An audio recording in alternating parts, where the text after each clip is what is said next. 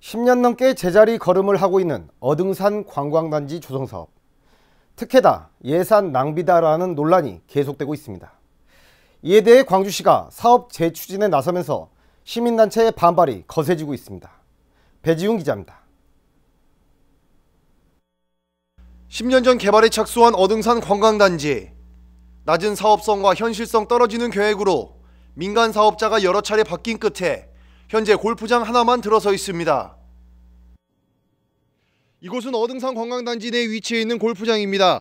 본래의 목적은 시민들을 위한 공간이었지만 지금 현재는 골프장으로만 운영이 되고 있어 많은 시민단체의 반발을 일고 있습니다.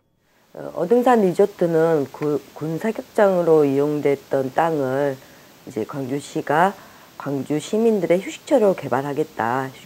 광주 시민들이 모두가 쉴 수 있는 휴식 공간으로 만들겠다고 시작한 사업이고요. 그린벨트를 해제해서 하는 사업입니다. 그래서 애초에 지금 골프장만 많이 부각되어 있는데 유원지 전체에 수익을 보존해주기 위해서 골프장은 들어가 있던 거고요. 그런데 지금 현재로서 남은 거는 골프장밖에 남지 않은 상황입니다. 그래서 아직 10년이 넘는 긴 시간 동안 계속되고 있는 사업이고요. 처음 시작부터 저희는 골프장만 이게 남는 특혜성의 사업이 될 우려가 굉장히 크다.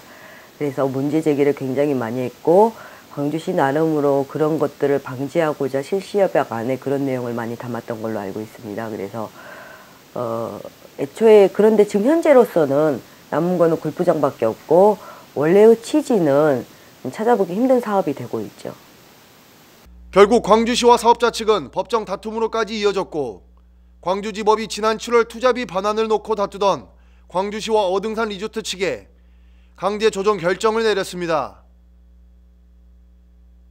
광주시가 사업자 측이 기부 체납하기로 한 유원지 땅을 받기 위해서는 그동안 사업자가 투자한 돈 229억 원을 사업자에게 주라는 겁니다. 업체 측에서 사업자 측에서 2차 소송을 제기한 거죠. 그러면서 1차 소송을 다 부정해버린 거예요.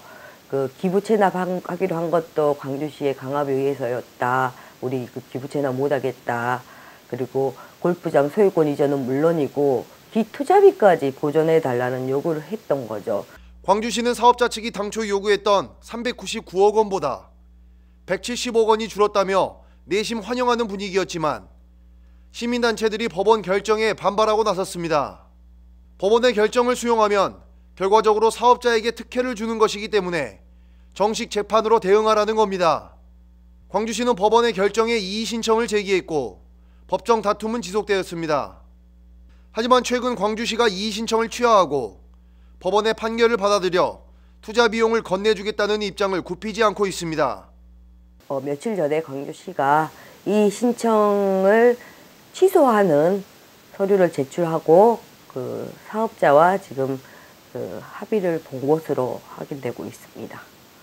이에 시민단체에서는 광주시가 사업자의 입장을 두둔하고 투자비를 보전해준다는 명백한 특혜로 보고 있습니다. 유원지 개발을 하겠다고 했다가 결국 골프장만 남은 사업에서 이 골프장 사업주가 요구한 기투자비까지 보상해주는 부분은 굉장히 이해할 수 없는 거죠. 골프장만 건설하고 정말 아무런 제재 없이 실시협약을 위반한 사업자에게 아무런 제재 없이 골프장 소유권 이전을 해주는 것만으로도 엄청난 특혜인데 이들이 요구한 기투자비까지 광주시가 보상해줘야 된다는 부분에 대해서 도저히 납득할 만한 저희들이 근거나 명분을 찾지 못했습니다. 광주시의 답변을 듣기 위해 관계 부서에 인터뷰를 요청했지만 거부했습니다. 한편 광주시의회 이정현 의원은 어등산 관광단지가 일자리 창출과 시민들을 위한 공간으로 사업을 추진해야 된다라는 의견입니다. 어등산 관광단지하고 관련돼서 11년째 좀 표류를 하고 있었던 것이 사실입니다. 그러한 관점에서 지금까지 이제 시하고 그다음에 어떤 관광 리조트하고 어떤 그런 문제가 법적인 계류 중에 있었는데 이제 아시다시피 어떤 하루라도 빨리 그러한 사업을 실시를 해야 된다는 어떤 시민적 공감대와 또 하나는 어떤 관광산업하고 연계시키는 그렇게 해서 수서와 KTX라든지 우리 이런 부분들이 개통에 따라서 관광산업을 활성화해서 그 자리에서 그걸 통해서 일자리 창출이라든지 이런 부분들을 도모하기 위해서는 이제는 빠른 결정을 내려야 되기 때문에 이번에 수용을 그렇게 결정한 것으로 그렇게 알고 있습니다.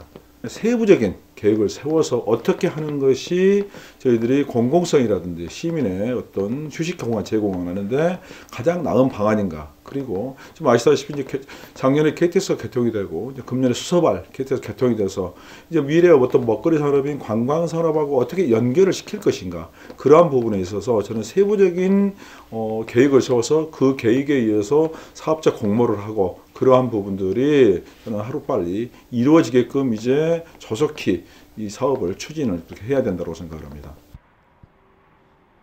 어등산 관광단지 유원지 조성 사업 그 본래의 목적에 맞게 시민들을 위한 공간으로 조성되길 기대해 보겠습니다. CNB 뉴스 배지훈입니다.